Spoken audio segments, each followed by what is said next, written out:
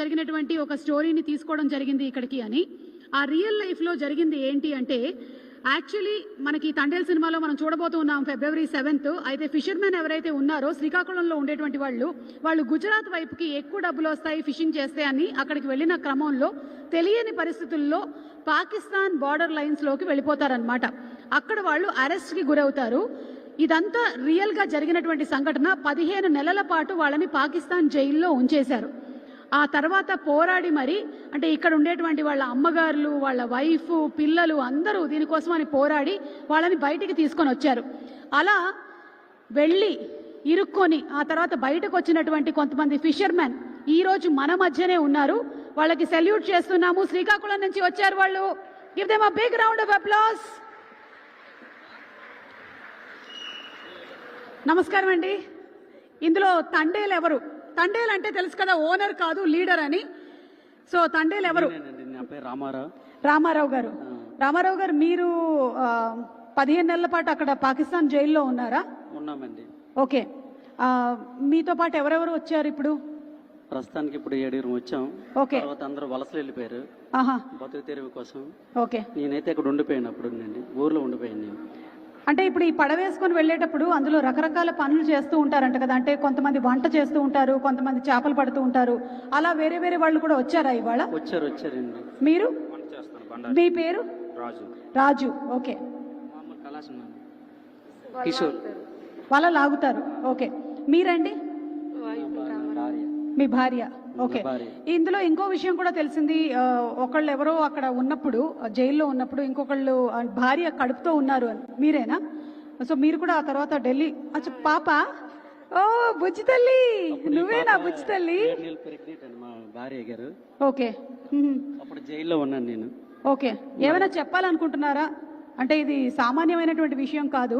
ఆ పాకిస్తాన్ జైల్లోకి వెళ్ళి అందులో నుంచి మీరు బయటకి రావడం అనేది చిన్న విషయం కాదు అది.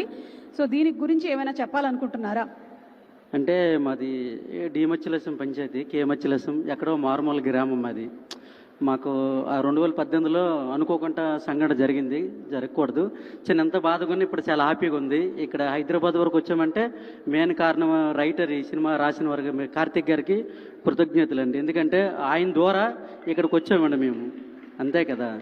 తర్వాత ఇక్కడికి వచ్చిన అల్లు అరవింద్ గారికి, చంద్రమోహన్ గారికి, నాగ చైతన్య గారికి, సాయి పల్లవి గారికి అందరికీ కృతజ్ఞతలండి. మీకు జరిగిన సంఘటన ఏమైనా చెప్పాలనుకుంటున్నారా? అంటే అలాగే జరగకూడదు. అప్పుడు మా ఆవిడ ప్రెగ్నెంట్ 7 నెలలు. ఊరు రావాలనుకుంటున్నాను. ముందు ఫోన్లో మాట్లాడుకుని వెళ్ళాను. అంటే ఇదే లాస్ట్ ట్రిప్, నేను సెల మీద వస్తాను 4 రోజులని చెప్పేసి ఆటకి వెళ్ళాను. నేను వెళ్ళేటప్పటికి 29 రోజులు అయిపోయింది. ఒక్కరోజు ముందు కళాశాల బండరు కూడా ఐస్ అయిపోయింది. చేపల మీద వేయడానికి ఐస్ కూడా లేదు. నువ్వు ఉంటానంటే ముందుపడి పడతాను, వద్దు వెళ్ళిపోతావు నాకు చెప్పారు వాళ్ళు. కానీ చేపలు ఎక్కి పట్టడం తండేల్ గేట్ అంటే ఎంత చేపలు పట్టుకెళ్తే ఓ 10-15 లక్షలు వచ్చినా మనకు పేరు ఉంటుంది అందులో. ఎంత మెయిన్ తండేల్ తీసే లీడర్ అంటారు అక్కడ. రామారావు అందరు డ్రైవర్ల కన్నా ఎక్కువ చేపలు పడుతున్నాడు అని పేరు ఉంటుంది మాకు అక్కడ. అలాగే ఆ చేపలు ఎక్కి పడుతుంటే ఆ బోట్ల కల్లా నా వెంటే పంపిస్తారు వాళ్ళు. అంటే నేను ఎక్కడ వాళ్ళు వేస్తే అక్కడ వాళ్ళు వేసేస్తుంటారు. మాకు వైర్లెస్ ఉంటుంది అక్కడ. ఇక్కడ వచ్చేస్తుంది వేసేస్తానంటే వాళ్ళందరూ వాళ్ళు వేసేస్తుంటారు. అలాగా మెయిన్ తండ్రిలు అంటారు. నాకు వెనకాల వస్తుంటారు. అంటే రామారావు ఎక్కువ చేపలు తెస్తే ఆ రామారావు వెంట వెళ్ళండి, ఆయన ఎన్ని రోజులు చేస్తే 2 రోజులు ఆయన వెనకాల రండి అంటారు వాళ్ళు. అది అంటే వచ్చే టైంకి మా భార్య 7 నెలలు ప్రెగ్నెంట్. కానీ రావాలనుకున్న టైంకి తెల్లవారుతుంది. అనుకోకుండా లేవి, పాకిస్తాన్ లేవి అని నాకు తెలియదు. అంటే బ్లాక్ కలర్లో ఇండియా లేవి ఉంటుంది, పాకిస్తాన్ లేవి ఉంటుంది. దగ్గరకు వస్తే పాకిస్తాన్ జెండా కనపడుతుంది. కొద్ది దూరంలో ఉంది. అక్కడ దగ్గరకు వచ్చేటప్పటికి పాకిస్తాన్ జెండా కనపడుతుంది. గుండె జారిపోయింది నాకు. ఏంటి ఇలాగ జరిగింది? ఈ బ్యాచ్ మొత్తం నన్ను తప్పుగా అనుకుంటారు, ఈయన వెనకెత్తలు నన్ను నమ్ముకొని పంపించారు. చాలా ఫీల్ అయ్యి ఏడుపు వచ్చింది. కానీ తప్పదు. అప్పుడు వీళ్ళకి దగ్గరించి చెప్తే అలాగా ఈవిడ కూడా తెలియదు పాపం. మాకు అక్కడ తీసుకెళ్ళిపోయి ఒక 20 కిలోమీటర్ దూరంలో వదిలేశారు అక్కడ. అంటే మీరు తినండి, మీకు వదిలి ఇడిచిపెట్టేస్తామని చెప్పారు వాళ్ళు.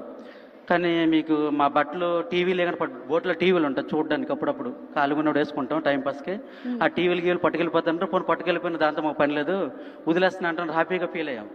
ఆ తర్వాత మళ్ళీ వెంటనే సడన్గా మళ్ళీ మాకు వైర్లెస్ వచ్చింది. తీసుకొచ్చేసి జైలుకి తీసుకెళ్ళిపోమని మాకు వచ్చిందంటే మళ్ళీ గుండె అయిపోయినంత పని అయిపోయింది. పాకిస్తాన్ అంటే భయం కదా. ఆ జైలు పేరు వింటేనే మాకు భయం వేస్తుంది. చాలా భయం మరి మీరు అందులో ఉన్నారు అంటే సామాన్యమైన విషయం కాదు. చాలా ఎంత బాధపడ్డామో అంత సంతోషంగా ఉందండి. ఎందుకంటే ఎక్కడో మారుమూల గ్రామం కేమచ్చలేసం హైదరాబాద్ వరకు వచ్చిందంటే సినిమా మా మత్స్యకారులు పడే కష్టాలు బాధలు ఈవిడ గల్లీ నుండి ఢిల్లీ వరకు తిరగడం చేయడం. తర్వాత ఏంటంటే అందరూ వెళ్ళారా అండి? రండి ఇక్కడ రండి. ఓకే, తిరగడం చేయడం. ఇలా రండి, ఇలా ఇటు రండి. మీరు ఎవరైనా మాట్లాడాలనుకుంటున్నారా? అమ్మా చెప్పమ్మా. చాలా ధైర్యంగా నిలబడి పోరాడావని విన్నాను అప్పుడు. అవును మేడం, గ్రేట్ అమ్మా. పోరాడాను కాబట్టి వాళ్ళు అక్కడి నుంచి వచ్చారు. ఓకే, అంటే మీకెప్పుడు తెలిసింది? 29 days వెళ్ళిపోతున్నాను అని చెప్పారు కదా, 29 రోజులు. ఆ తర్వాత మీకెప్పుడు తెలిసింది?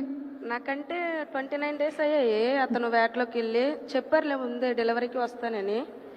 చెప్పిన తర్వాత 29 days అయ్యాయి.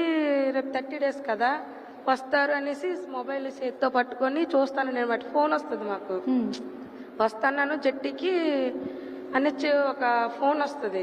అలా చూసేలోపు ఈలోగా వేరే వాళ్ళు ఫోన్ చేసి మీ ఆయన, మీ అన్నయ్య, వేరే వాళ్ళు, మీ ఆడబడుచు వాళ్ళ ఆయన ఇలాగ పాకిస్తాన్కి దొరికిపోయారు అని తెలిస్తే మేము కొంచెం షాక్లోకి వెళ్ళిపోయాం అనమాట. పాకిస్తాన్ ఏంటి, అసలు పాకిస్తాన్ అని పేరింటేనే మనకు భయం వేస్తుంది. అలాంటిది పాకిస్తాన్కి దొరికిపోయారంటే ఇంకా భయం వేస్తుంది కదా. అలా అని కొంచెం షాక్లోకి వెళ్ళిపోయాను. ఈలోగా తర్వాత ఇలాగ దొరికిపోయారు, కరాచీ జైల్లో వేస్తారు, ఇక మరి రారు అన్నట్టు ఇలాగ తెలిసాయి. కానీ మా ధైర్యం కోల్పోలేదు మేము. ఒక పక్క భయం ఉన్నా సరే ఇంకో పక్క వస్తారులే, ఏడ్ చేస్తారు, చంపేస్తారు ఏంటి అనేసి ఒక పక్క. మొత్తానికి ఏంటంటే మగవాళ్ళందరూ అక్కడ ఇరుక్కుపోయినా సరే ఆడవాళ్ళందరూ నడుము కట్టుకొని ఇక్కడ ఉండేటువంటి కుటుంబ సభ్యులందరూ వెళ్ళి వాళ్ళని విడిపించి మరి ఇక్కడికి తీసుకొని వచ్చారు. నిజంగా గ్రేట్ అమ్మా. గట్టిగా ఒకసారి చప్పట్లతో వీళ్ళకి అభినందనలు తెలియచెప్పండి.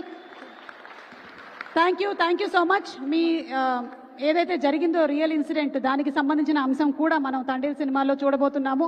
February 7th థియేటర్స్ లో కలుద్దాం మిమ్మల్ని అందరినీ. సక్సెస్ మీట్ లో కలుద్దాం. ఓకే. అలాగే మనకి ఈ మధ్య కాలంలో ఇండియన్ ఐడల్ ద్వారా బాగా పాపులర్ అయినటువంటి Kamakshi and her team perform చేయబోతూ ఉన్నారు. ఈ సినిమాలోని 3 songs ని వైలిన్ అండ్ ఇన్స్ట్రుమెంట్స్ తో వారిని వేదిక మీదకి ఇన్వైట్ చేస్తున్నాము. సుమా గారు ఒక రిక్వెస్ట్. ఏమండి? అంటే అడిగితే నన్ను తప్పుగా అనుకోవద్దు. అనుకో. అంటే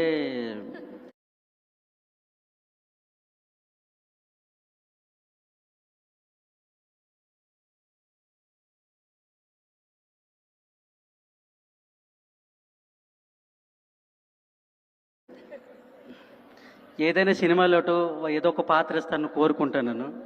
సినిమాలో ఎప్పుడైనా సభ్యులందరూ వెళ్ళి వాళ్ళని విడిపించి మరి ఇక్కడికి తీసుకొని వచ్చారు. నిజంగా గ్రేట్ అమ్మా. గట్టిగా ఒకసారి చప్పట్లతో వీళ్ళకి అభినందనలు తెలియచెప్పండి. Thank you so much. మీ ఏదైతే జరిగిందో రియల్ ఇన్సిడెంట్, దానికి సంబంధించిన అంశం కూడా మనం తండేల్ సినిమాలో చూడబోతున్నాము. February 7th థియేటర్స్ లో కలుద్దాం మిమ్మల్ని అందరినీ. సక్సెస్ మీట్ లో కలుద్దాం.